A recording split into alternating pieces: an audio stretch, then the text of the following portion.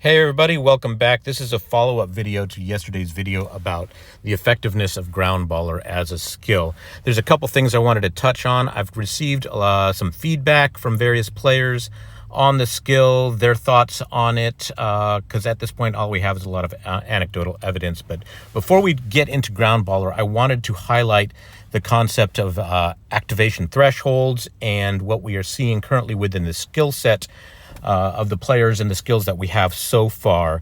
So to start this off, let's take a look at, as we all know, we have players with a whole bunch of different things that affect their OVR stats, right? Let's just crack into one of our players. We start at the bottom and you have your base stats, then you have your grade increase, your development, etc. All these things stack on each other. And then after all of that, once you get in game, then you have effects on top of those things of ace, etc.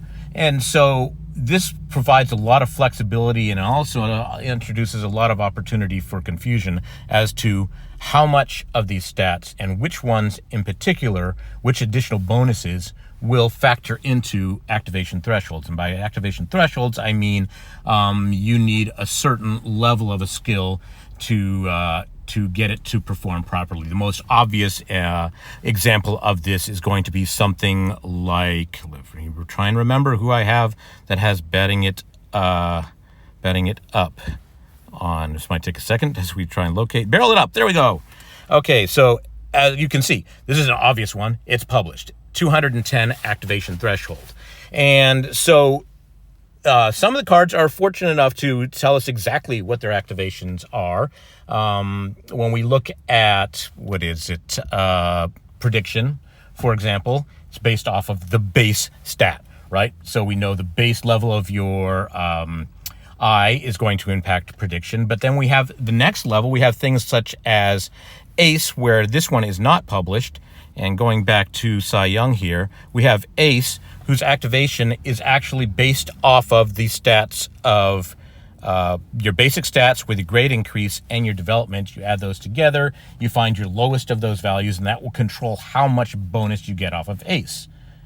And when we take a look at Groundballer, I had to do some work to get it on somebody. Here we go. McLean has it. Oh, we need McLean. We need to look at Groundballer. It's fortunately spelling it out to us. Now, what I'm gleaning from this is its activation is based off of exactly what it says on the card. Basic, grade increase, and development. Very similar, basically the same as ace. And not all the other additional effects on top of that. Okay? Whereas barrel it up, it doesn't state these things, and we know through experimentation that it is based off of all the other additions as well as to what the final total is and whether you're passing that 210. It's tough to keep all these things in and remember all these things, and honestly, I don't. I make mistakes here too. So it's a good thing that we have something like 9 Innings Companion that stays on top of these fairly well. So if you're in doubt and you're questioning what exactly is factoring in, that's the source that I would go to trust. And if it's still up in the air being determined, such as Groundballer, you could always resort to Reddit or other discussion groups and people will come to a consensus. So the second part of the whole activation threshold is, what are the activation levels? And unfortunately for us, these are not things that Comp2 has chosen to publish. We don't know that, for example, Groundballer, we don't know if the cumulative infield score is higher, fielding is higher than 500, that's the top threshold. We don't know that. That's going to come over time with people deducing it based off of team performance. It's all going to be anecdotal evidence, so we'll never have those pure numbers. Okay, all of that said, we don't know what the activations are. The second part of the feedback that I got back is that Groundballer really is a case of a skill that probably needs to be paired with things. The game is evolving in skills. We've been using these skills long enough to know what the good ones are, but it's getting to the point where we're finding certain skills behave better in combination with another skill. So, for example, I got feedback from a player, a team, Will Hito, about his attempted use of Groundballer with dominant pitcher and fast baller as the legendary skill. And that pitching combination tends to achieve more strikeouts than other ones, and not so much a contact and control and ground ball type performance. outcome. So Groundballer didn't pair well with it. And Comp2, in fact, alluded to this directly in their documentation about and postings of the updates, saying we are going to be publishing skills that work in conjunction with other things. So we should therefore assume that Groundballer is, in fact, going to pair well with other skills. What are those skills? Still out in the air, but if I had to hazard a guess, if I were to get Groundballer on a Control Master pitcher or a finesse, something to do with finesse pitching, I think those would be strong combinations. Probably also Slow Starter, because that one's also going to boost your location. That would probably be a good pairing as well. Not so much with Fastballer or Dominant Pitcher. Now, what this actually gets pretty interesting when we actually look at the ranked tourney results, because if you recall from yesterday's posting, we pointed out that CJ Christ, Chiberian North, and Taiwan Snoopy all had Groundballer pitchers. And of those, the one that suffered the most runs was Chiberian North. So let's take a look at his pitcher, and what you'll see with him is that it was Marshall. It's on a legend. So knowing that legend, the OVR of this legend pitcher is 129. OVRs are going to be lower, but it does have max, and it has what I would have thought would have been a strong pairing.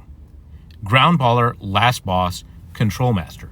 Yet he suffered the highest runs against of the three players using Groundballer. Now let's take a look at another team that was using Groundballer. And we take a look at CJ Christ. And he's the bottom one.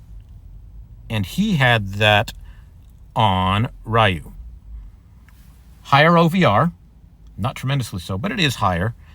And Bullpen Day, which obviously not an optimal starter skill, but Bullpen Day does add 12 to each stat, so that's a higher boost of overall OVR, which is good. And then Dominant Pitcher, which is a little bit confusing. So the pairings thing isn't really panning out all that predictably. He did get home wins off of that combination too. And then when we take a look at our final one, which was Taiwan Snoopy, and he had that on Guidry, and we take a look at Guidry. Guidry's paired it well. Guidry is a high OVR player as well, and he's paired it with Slow Starter, so that's a boost to location, and Groundballer, and then a skill that is specialized more in strikeouts.